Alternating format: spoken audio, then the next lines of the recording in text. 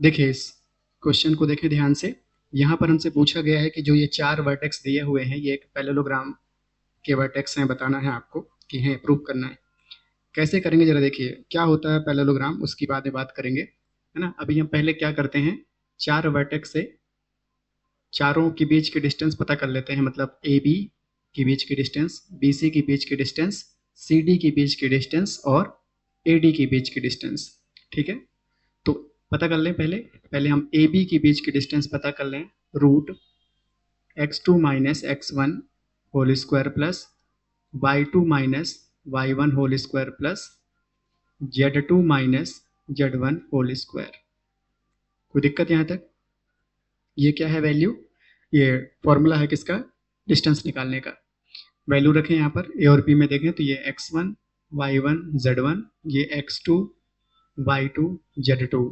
मतलब देखिए ध्यान से, कितना आ गया ये रूट x2 की वैल्यू कितनी है 1 माइनस x1 की value -1 whole square plus y2 की वैल्यू -2 माइनस y1 की value 2 whole square plus z2 की वैल्यू 5 माइनस z1 की वैल्यू 1 होल स्क्वायर।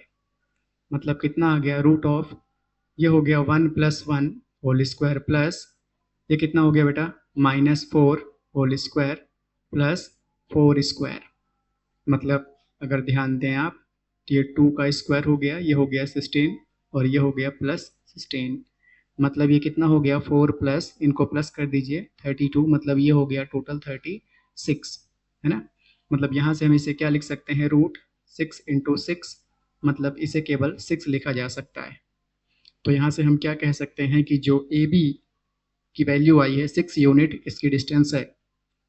ठीक है, उसके बाद बी से सी के बीच की डिस्टेंस पता करें, तो बी सी कितना आ जाएगा, root x2 minus x1 whole square plus y2 minus y1 whole square plus z2 minus z1 whole square.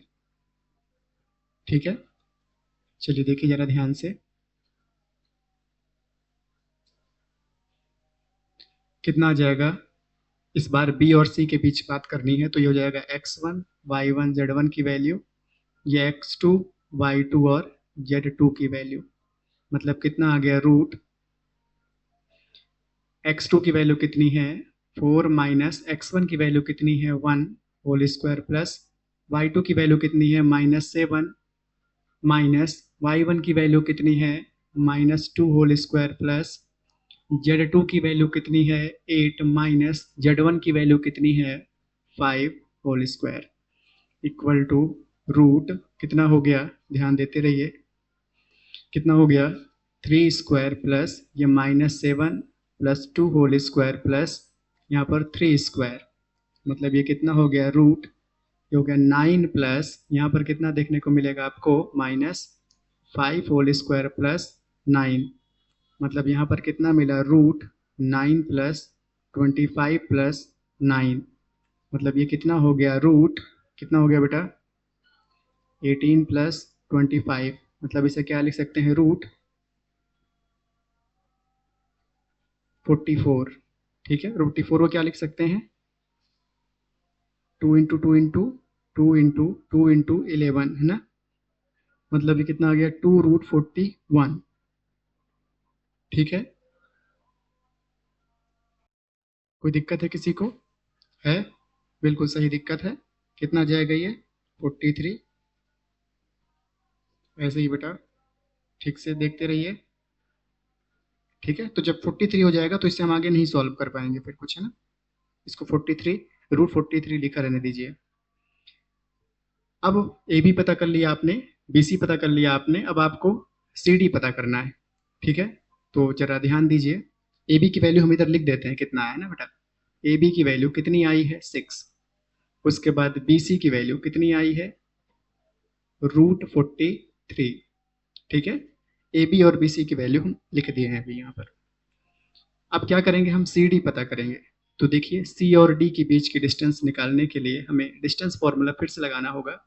इस बार सी और डी के बीच लगाना है, तो कितना आ जाएगा root of x2 minus x1 whole square plus y2 minus y1 whole square plus z2 minus z1 whole square. मतलब कितना हो गया ये root x2 minus x1 whole square. अगर आप तो देखिए जरा ध्यान से क्या हो जाएगा, यहाँ पर थोड़ा चेंज करना होगा हमें इस बार हम किसके किसके बीच बात करेंगे, सी और डी के बीच। मतलब ये हो जाएगा x1 y1 z1 की वैल्यू और ये x2 y2 z2 की वैल्यू।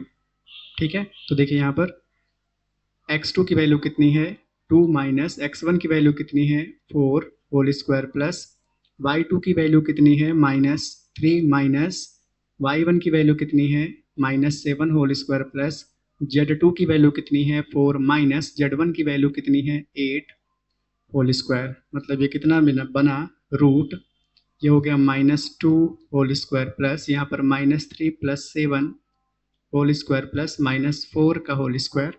मतलब इसे आप क्या लिख सकते हैं 4 प्लस यहाँ पर 4 का स्क्वायर और प्लस 4 स्क्वायर, तो ये है ही -4 का स्क्वायर। मतलब आप यहाँ पर क्या लिख सकते हैं 4 प्लस 16 प्लस 16, मतलब आप इसे क्या लिख सकते हैं 36, जिसे आप लिख सकते हैं 6 इंटू 6 और यहाँ से 6 बाहर। मतलब सी डी की वैल्यू अगर आप देखें तो सी डी की वैल्यू कितनी आ चुकी है 6 यूनिट। ठीक है, कोई दिक्कत यहाँ तक? अब आप क्या करें ए डी पता करें, है ना, ए से लेकर डी तक। तो देखिए ध्यान से, ए से लेकर डी तक पता करते हैं ए डी, जो कि कितना आ जाएगा root of x2 minus x1 whole square plus y2 minus y1 whole square plus z2 minus z1 whole square. ठीक है, इस बार हमें कहाँ कहाँ काम करना है ए और डी में, तो इसको हटाइए और ए वाले पॉइंट्स को मानेंगे x1 y1 एंड z1 और डी वाले को x2 y2 z2। ठीक है, तो कितना आ गया ये रूट x2 की वैल्यू कितनी है 2 माइनस x1 की value -1 whole square plus y2 की वैल्यू -3 माइनस y1 की value 2 whole square plus z2 की वैल्यू 4 माइनस z1 की वैल्यू 1 होल स्क्वायर। मतलब ये कितना आ गया रूट, कितना हो गया 2 plus 1 whole square plus -5 whole square plus 3 square. मतलब ये वैल्यू कितनी आ गई 3 square plus -5 square plus 3 square. मतलब ये वैल्यू कितनी आ गई रूट 9 प्लस 25 प्लस 9।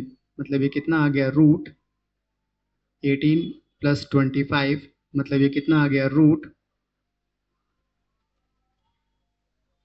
43।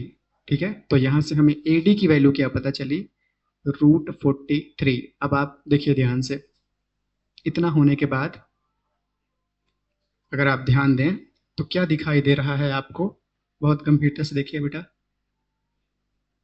ये जो हम चारों वैल्यू लिखे थे वहाँ से पता चल रहा है कि अगर हम पैरेललोग्राम की बात करें क्या होता है, देखिएगा ये एक पैरेललोग्राम है जहाँ पर एक खास बात होती है कि ये दोनों लाइन एक दूसरे के पैरेलल होती हैं और इक्वल होती हैं।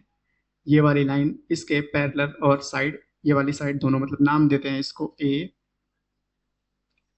B C D. तो यहाँ से अगर ये पैरेललोग्राम है तो जो ए डी की वैल्यू है वो बी सी के इक्वल होना चाहिए। उसमें देखिए जरा ए डी की वैल्यू बी सी के इक्वल है या नहीं, बिल्कुल है, जो कि कितनी है रूट 43 है। और साथ में जो ए बी की वैल्यू है वो सी डी के बराबर होना चाहिए। तो देखिए क्या ए बी की वैल्यू सी डी के बराबर है, बिल्कुल है, जो कि कितनी है 6 है। तो इन सारी बातों से पता चलता है कि जो वर्टेक्स दिए हुए हैं हमें वो एक पैरेललोग्राम के वर्टेक्स हैं। ठीक है।